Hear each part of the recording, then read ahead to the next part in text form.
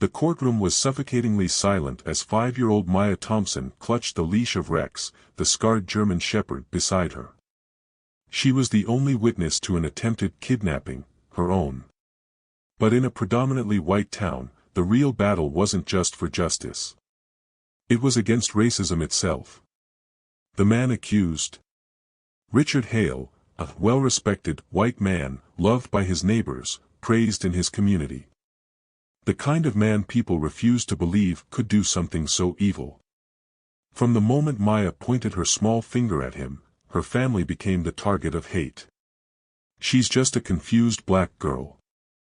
That black family is looking for attention.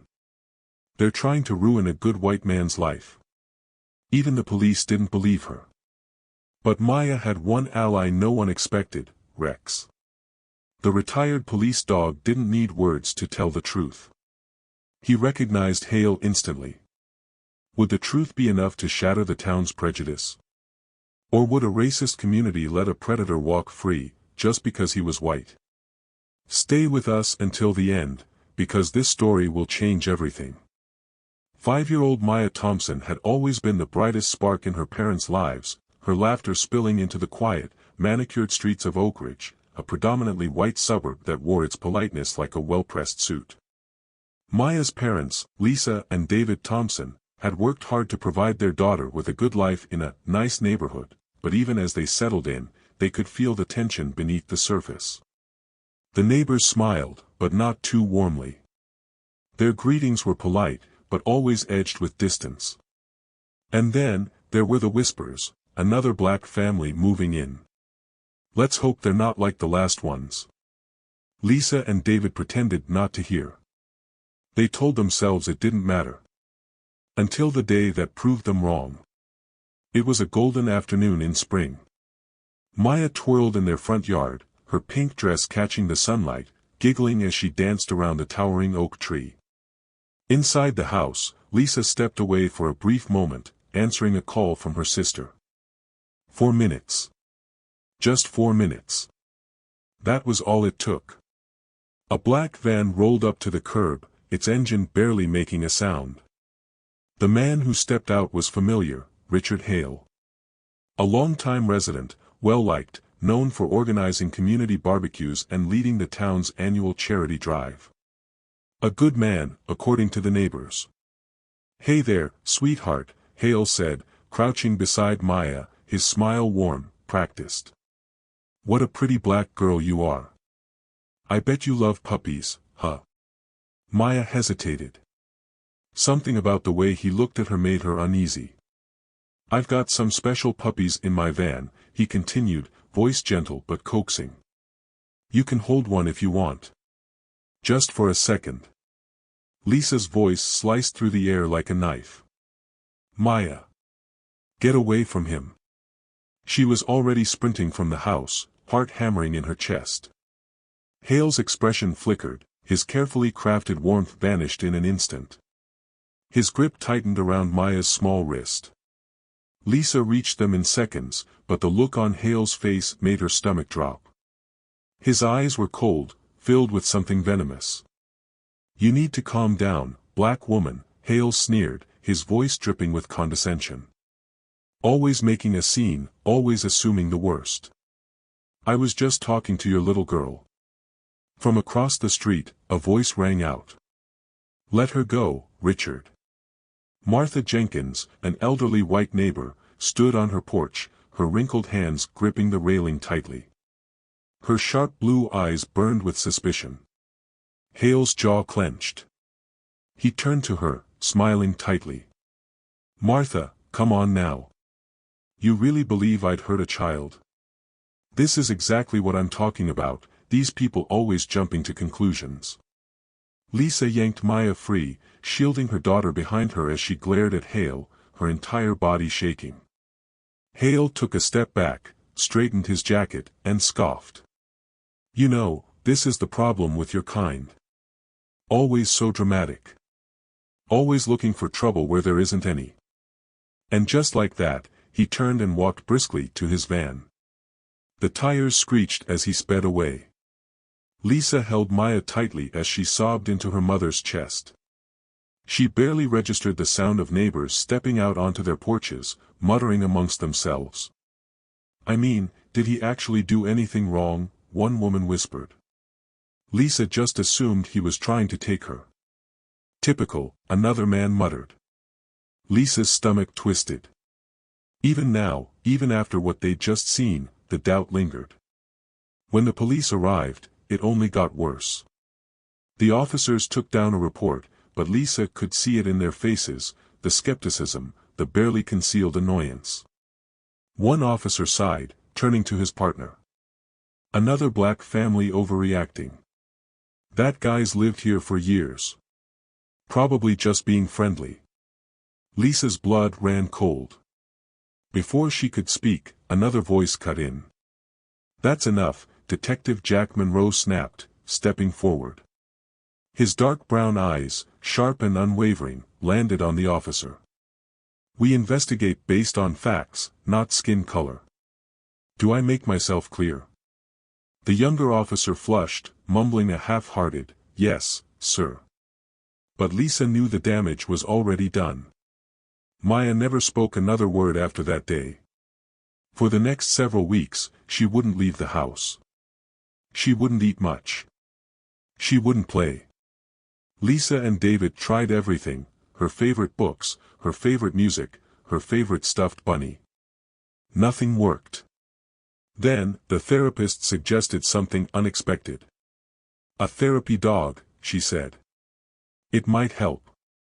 Lisa had her doubts. But the moment Maya met Rex, something shifted.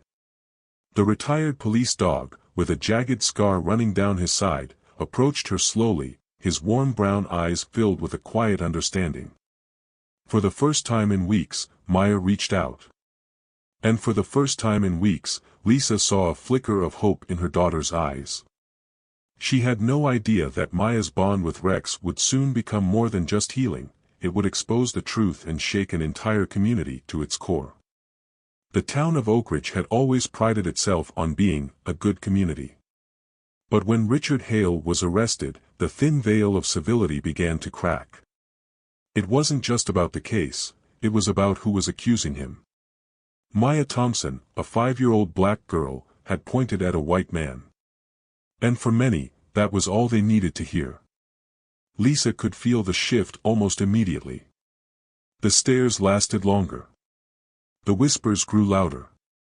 When she walked into the grocery store, conversations hushed, but only for a moment. Then the murmurs started again, just loud enough for her to hear. Unbelievable. A little black girl makes an accusation, and suddenly a respected white man is treated like a criminal. It's always the same story. These people scream racism any time they don't get their way. Lisa gritted her teeth, gripping the handle of her shopping cart tighter. She wasn't imagining it, these people weren't just doubting her family. They were angry that she had dared to challenge one of their own. At a community meeting later that week, the hostility boiled over. "This isn't about guilt for innocence," a man named Greg Parsons, one of Hale's longtime friends, shouted. "This is a witch hunt. A black girl points her finger, and now we're supposed to destroy a good white man's life. Are we really going to let political correctness dictate our justice system?" Loud applause followed. Lisa clenched her fists, watching as neighbor after neighbor nodded along. One woman stood, her voice dripping with disdain. "I've known Richard for years. He volunteers, he donates to charity, he's the kind of person we need in this community. And now he's being taken down because some black family moved in and decided to stir up trouble." David, who had been silent the entire time, finally stood up. His voice was steady, but his hands were shaking. "A child was almost taken. What if it had been your daughter?" A heavy silence fell over the room. Then someone scoffed, "But it wasn't. And if you ask me, I don't believe it ever happened." Lisa's heart pounded. These people weren't just defending Hale. They were erasing Maya's trauma because it was easier than admitting that a white man in their community could be dangerous. And Richard Hale's lawyer, Michael Graves, was more than happy to take advantage of it. Outside the courthouse, he spoke to the press, carefully framing his words to fuel the resentment already brewing. My client is a good, white man, whose life is being torn apart because one black family cried racism. And let's not forget, their daughter hasn't spoken a single word since the incident. What does that tell you? The next morning, Lisa found a note taped to their front door. It was short. Simple. A warning. Drop the case. Or leave. You don't belong here. She stared at the paper in her hands, breath shaking. David gently took it from her, his jaw clenched. What do we do? She whispered. David exhaled slowly. We fight. But deep down, Lisa wasn't sure if the town of Oak Ridge had ever truly wanted justice. The day Maya Thompson stepped into the courtroom, gripping Rex's leash, the air inside felt thick with unspoken tension. The predominantly white jury sat stiffly, their expressions unreadable. The gallery was packed, some there for justice, others just to watch a black family destroy a good white man's life. Lisa and David sat in the front row, their hands clenched together, their nerves frayed. They had already heard the whispers in town. Of course, they're trying to ruin a white man's life. They're just looking for attention, always playing the victim. That black girl is probably confused.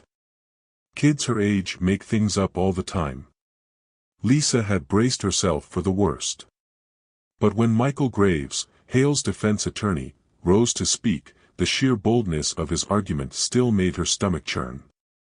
Your Honor, Graves began, stepping forward confidently, are we really about to put a man's life in the hands of a traumatized black girl who can't even speak? Lisa heard an audible gasp behind her. Even the judge's expression darkened slightly. But Graves wasn't done. He turned to the jury, his voice smooth and deliberate. This case isn't about truth. It's about race. About pressure. About a town being forced to believe an accusation simply because it came from a black child. Lisa felt David's grip on her hand tighten. Richard Hale is a respected man, Graves continued, gesturing toward his client, who sat with a carefully rehearsed look of quiet dignity. A good white man. A family man. And now, his entire life is at risk, all because of a 5-year-old black girl who hasn't said a word. Murmurs rippled through the courtroom. Lisa's stomach turned. They're buying this. She turned her gaze toward Detective Jack Monroe, who sat stiffly in his seat, his jaw clenched. He had seen this happen before, he knew exactly what Graves was doing. He wasn't defending Hale. He was attacking Maya. And then Maya moved. It was small, just a subtle flicker of her fingers, but it was a signal, one she had practiced for weeks with Rex. The moment her tiny fingers twitched, Rex reacted immediately. The German shepherd's body went rigid, his ears perked, his golden brown eyes locking onto Hale. Then he growled. A low, guttural sound that silenced the entire courtroom. Hale's face drained of color. For the first time, his carefully composed demeanor cracked. He flinched, his fingers gripping the table's edge as if steadying himself. Lisa saw it. Monroe saw it. The jury saw it. Graves stood quickly. Objection, Your Honor. This is manipulation, this is a stunt. Judge Mark Sullivan narrowed his eyes. Overruled. But I want a recess. 15 minutes. His tone was sharp, unreadable. But Lisa could see it in his face, something had changed. As the courtroom emptied, Hale moved quickly toward his defense table. His hands shaking. He turned to Graves, his voice a barely contained whisper. That damn dog. That black girl said nothing, but that dog knows. Graves, for the first time since the trial began, looked genuinely nervous.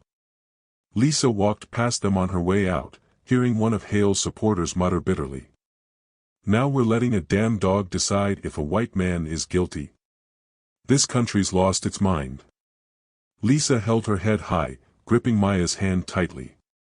Because for the first time since this nightmare began, she felt something she hadn't dared to before. Hope.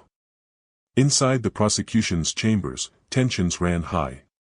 Jenna Collins, the lead prosecutor, paced back and forth, her frustration boiling over.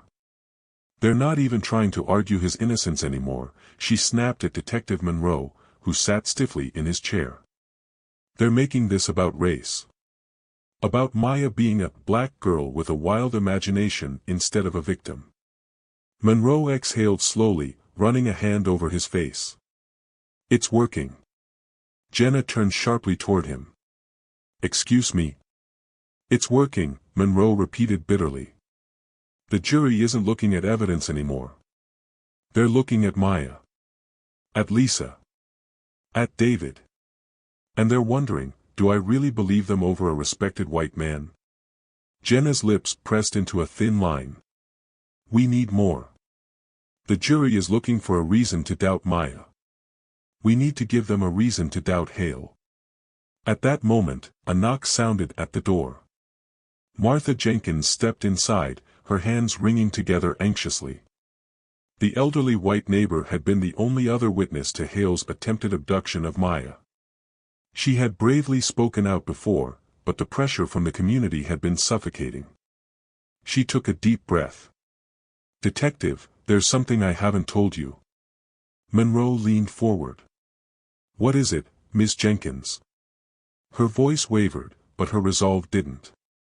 "After the police took Richard in, he came to my house that night. He stood on my porch and said, 'Old lady, nobody's gonna believe you over me. Nobody's gonna trust a white woman defending a black kid's lies.'" Silence. Jenna exchanged a look with Monroe. Then Monroe's voice came out, dark and steady. "Ms. Jenkins, I need you on that witness stand first thing tomorrow."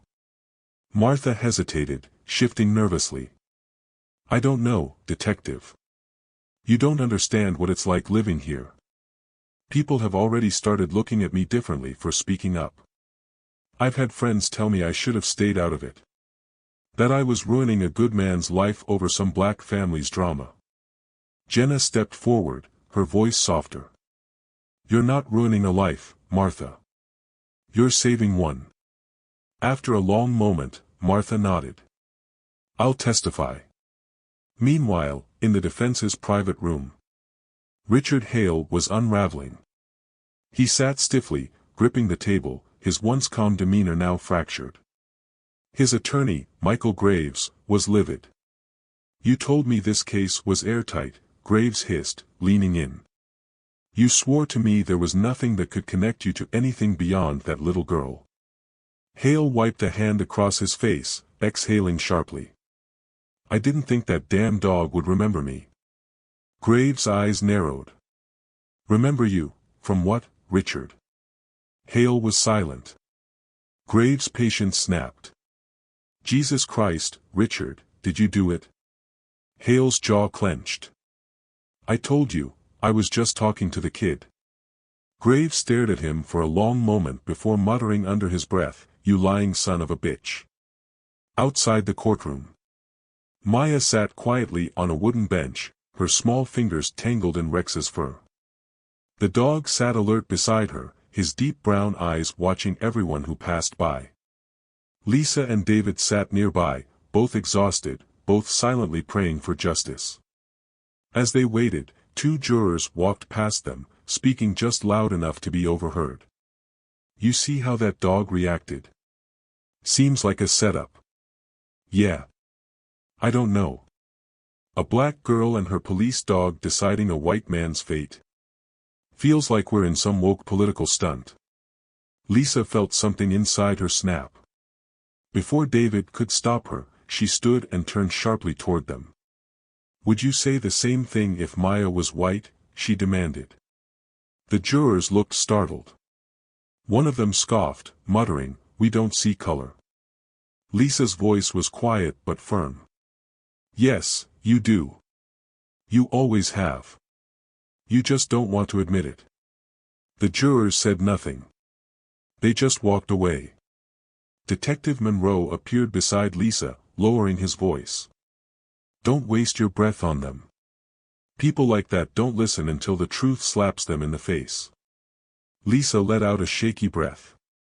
Then let's make sure the truth slaps them hard. Because tomorrow, Martha Jenkins would take the stand. And Richard Hale's carefully constructed world was about to come crashing down. The courtroom was packed the next morning, the tension thicker than ever. News had spread that Martha Jenkins, a longtime Oak Ridge resident, a white woman, was about to testify against Richard Hale. For the first time, Lisa saw uncertainty in the faces of Hale's supporters. They couldn't dismiss her as easily as they had dismissed Maya. Hale sat at the defense table, his usual smug confidence cracked. His hands fidgeted under the table, his jaw tight. He knew what was coming. Martha walked to the witness stand slowly, but when she sat down, her voice was steady. Jenna Collins stood, adjusting her suit jacket.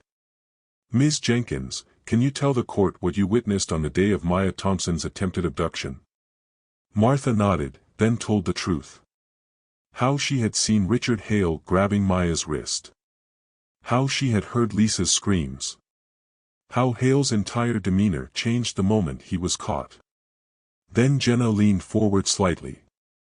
"And Ms. Jenkins, can you tell the court what happened the night after Mr. Hale was arrested?"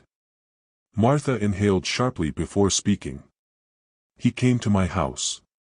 He stood on my porch, and he told me to keep my mouth shut.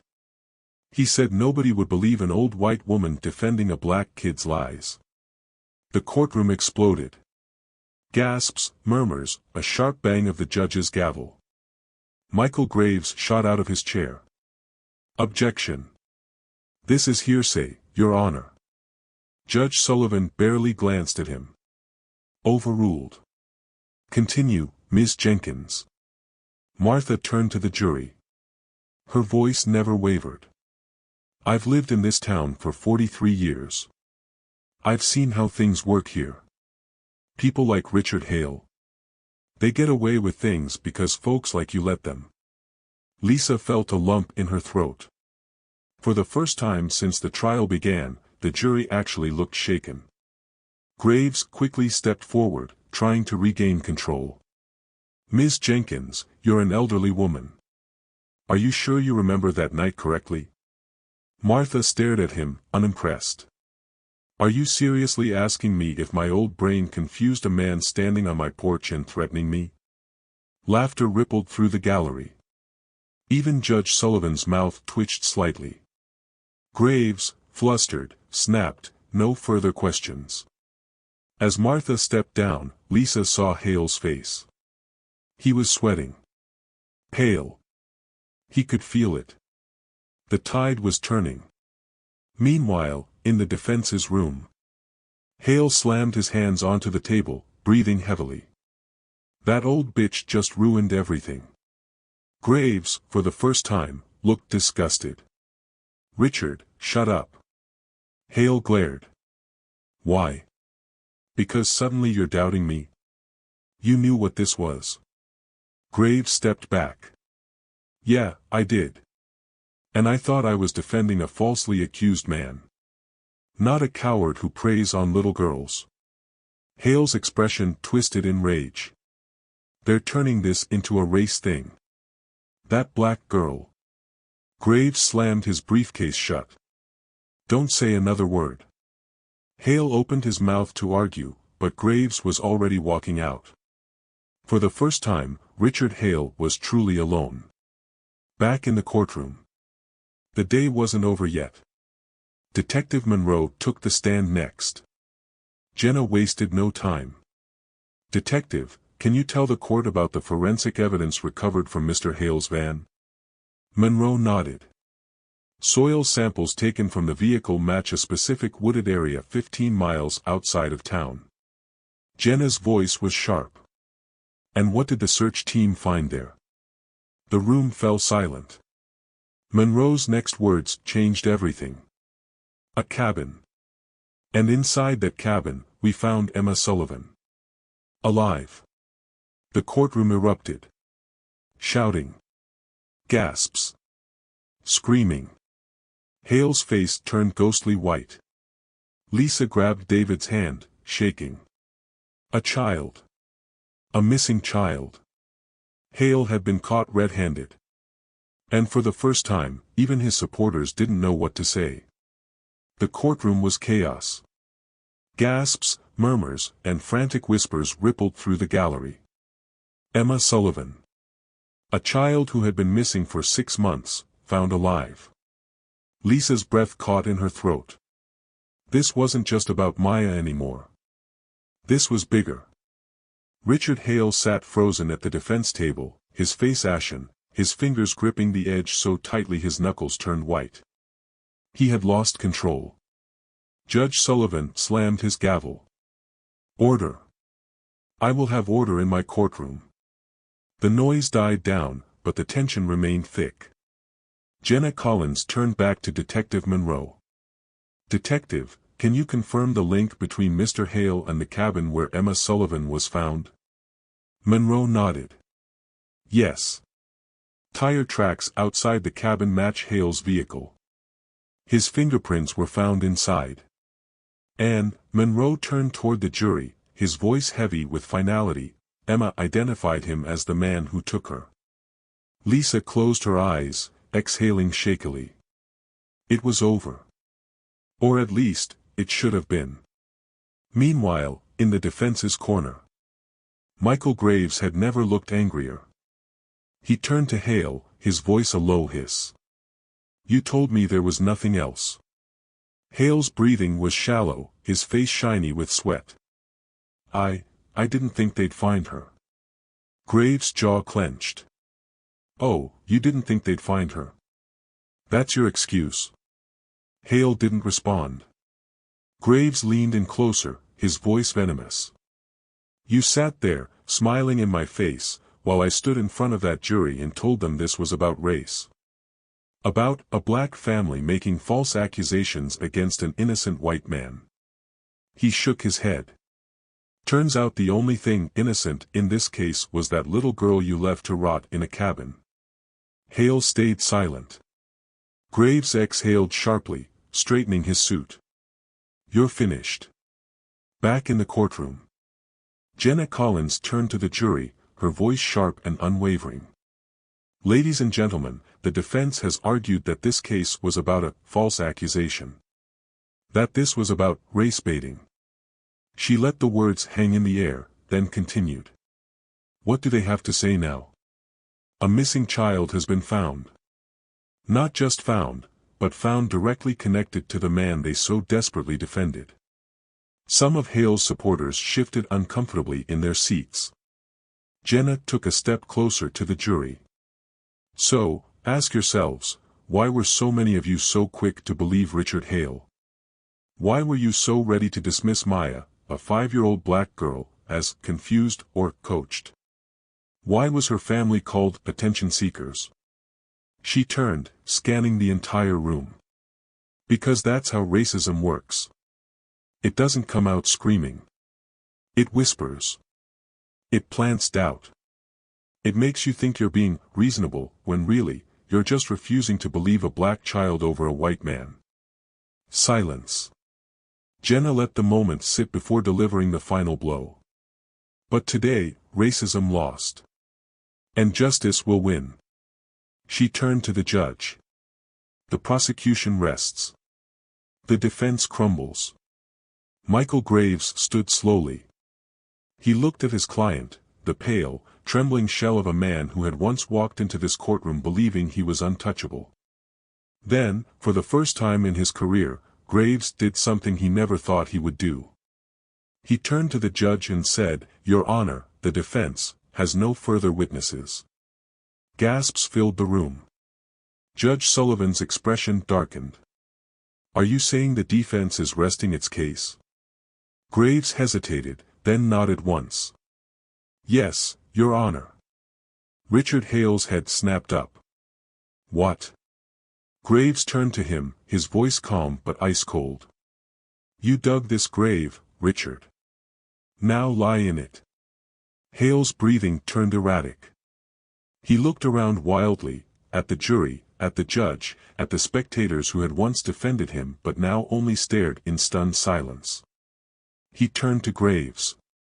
"Fix this." Graves let out a short, humorless laugh. "There's no fixing it." Then it happened. Richard Hale, once so smug, so sure of himself, suddenly lunged to his feet. "This is bullshit," he shouted. "I'm being set up. That black girl, she. But he couldn't finish. Because at that moment, Rex growled again. Hale froze, his eyes locking with the scarred German shepherd's. Rex stood rigid, his deep brown eyes unblinking. And in that moment, everyone saw it. The fear in Hale's eyes. Judge Sullivan's voice cut through the air like a blade. "Mr. Hale, sit down. Now." Hale sank back into his chair, his chest heaving, his face drained of color. And in that moment it was clear to everyone in that courtroom. He was guilty. And he knew it. Lisa turned to David. Her hands trembled as she whispered, "It's over." David exhaled, tears pooling in his eyes. "Yeah, baby. It is." And for the first time in weeks, Maya smiled. The air in the courtroom was thick with anticipation. The jury had deliberated for only 3 hours, a remarkably short time for a case that had once seemed impossible to win. Lisa and David sat rigidly in their seats, their hands tightly intertwined. Maya clutched Rex's fur, the German shepherd's body still and alert beside her. And Richard Hale? He looked nothing like the confident man who had once strutted into court, convinced that his skin color and community standing would protect him. He was a wreck, his face pale, his hands trembling, his once polished composure completely shattered. The jury filed back in. The judge turned to the foreperson. "Has the jury reached a verdict?"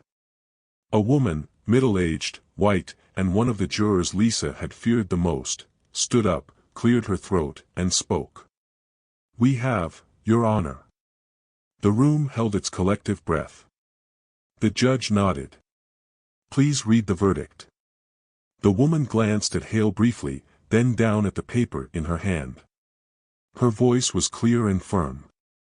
"On the charge of attempted abduction of a minor, we find the defendant, Richard Hale, guilty." The room exploded. Lisa gasped, tears rushing to her eyes as David squeezed her hand so tightly it hurt. Maya, who had remained silent through the entire trial, broke into a wide, relieved smile, her tiny hands burying themselves deeper into Rex's fur. Judge Sullivan's gavel came down sharply. "Order in the court." But Richard Hale wasn't done yet.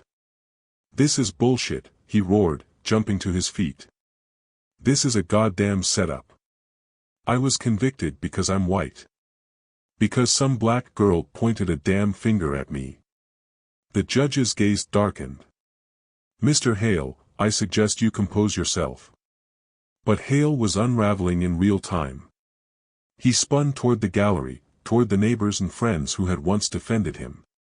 "You all know this is wrong," he bellowed. "I was one of you. I helped this town. I coached your kids. But the second some black family cries racism, you turn on me." His voice turned desperate. "I'm a white man. I should have never even been on trial for this." Silence. A deep, unsettling silence. Because for the first time, he had said it out loud.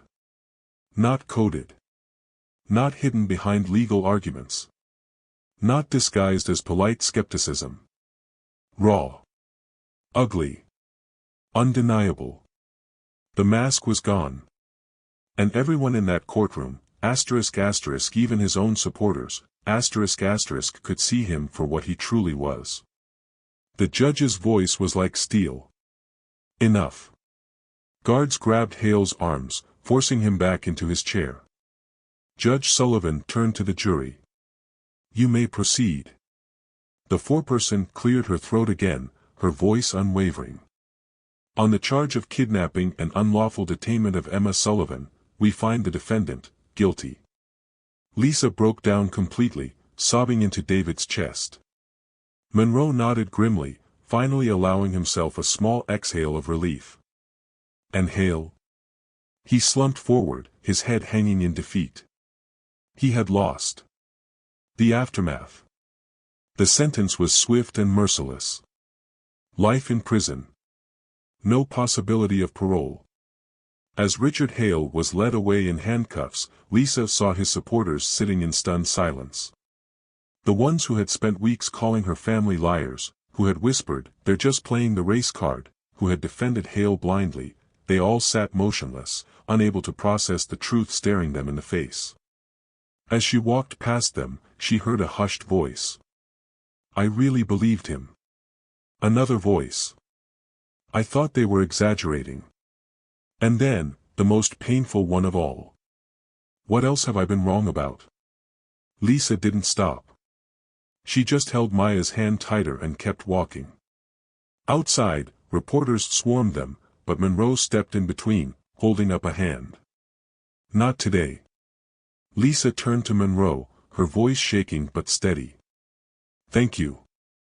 Monroe gave her a small nod. "Your daughter is stronger than most adults I know." Lisa looked down at Maya, who was finally smiling again. She took a deep breath, then said the words she had longed to say since this nightmare began. "It's over." 1 month later. Maya sat in the front yard, Rex lying beside her. She was drawing again, something she hadn't done since the attempted abduction. Lisa stepped onto the porch, watching as Maya carefully sketched a picture of a girl and a dog standing together, facing something dark. She knelt beside her daughter, brushing a gentle hand through her curls. "What are you drawing, baby?" Maya smiled softly, tapping the paper. "Courage." Lisa felt tears prick her eyes. She looked at Rex, the scarred, battle-worn German shepherd who had stood by Maya through it all. He wagged his tail once, pressing his head into Maya's lap. And Lisa knew. No matter how dark the world got, Maya would never be afraid again. This story isn't just about justice, it's about how deeply racism blinds us from the truth. From the beginning, Maya and her family weren't just fighting for accountability, they were fighting against a system, a mindset, and a community that refused to believe them simply because of the color of their skin. People were more willing to defend a predator than to admit a black child could be telling the truth. And that's how racism operates, not always through violence, but through doubt, dismissal, and silence. But courage breaks silence. Maya found her voice. Rex exposed the truth. And in the end, justice won. Now, it's time for you to think, how often have you ignored an injustice because it was easier than confronting the truth? Share your thoughts in the comments. If you believe in justice over prejudice, hit that like button and subscribe. Let's keep telling the stories that matter.